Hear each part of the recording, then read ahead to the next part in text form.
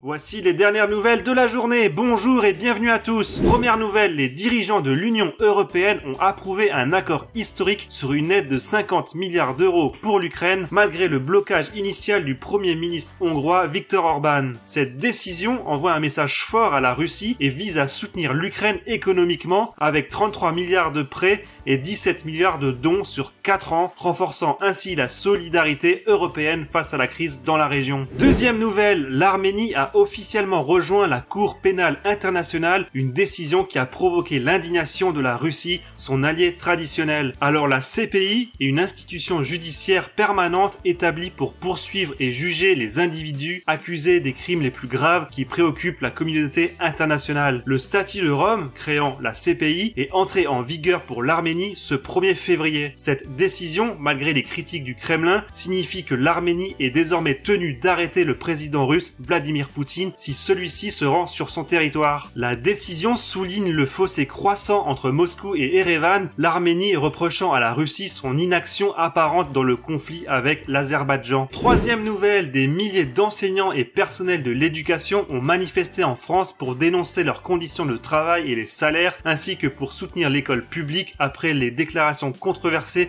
de la ministre Amélie Oudéa-Castéra. La mobilisation a été motivée en partie par les propos de la ministre critiquant l'école publique, suscitant des slogans hostiles lors des manifestations. Avant de passer aux dernières nouvelles, n'oubliez pas de liker, de partager et de commenter la vidéo pour améliorer et soutenir la chaîne. N'oubliez pas également de vous abonner pour ne pas manquer les prochaines vidéos. Merci à vous. Allez, quatrième nouvelle, en 2023, la mortalité routière en France a connu une légère baisse de 3% avec 3170 décès selon la sécurité routière. Cette tendance positive concerne toutes les catégories d'usagers, sauf ceux des trottinettes et autres engins motorisés pour lesquels la mortalité a augmenté de 7%. Malgré les avancées, la déléguée interministérielle à la sécurité routière insiste sur la réduction des vitesses et le renforcement de la protection des usagers vulnérables. Cinquième nouvelle, 5 pays, à savoir l'Égypte, l'Éthiopie, l'Iran, l'Arabie Saoudite et les Émirats Arabes Unis, ont confirmé leur adhésion au groupe des BRICS. Alors les BRICS, fondés en 2009, c'est un groupe de 5 grandes économies émergentes, à savoir le Brésil, la Russie, l'Inde, la Chine et l'Afrique du Sud, qui coopèrent sur des questions économiques, politiques et stratégiques. Cette initiative vise à favoriser la croissance économique, le développement durable et l'influence collective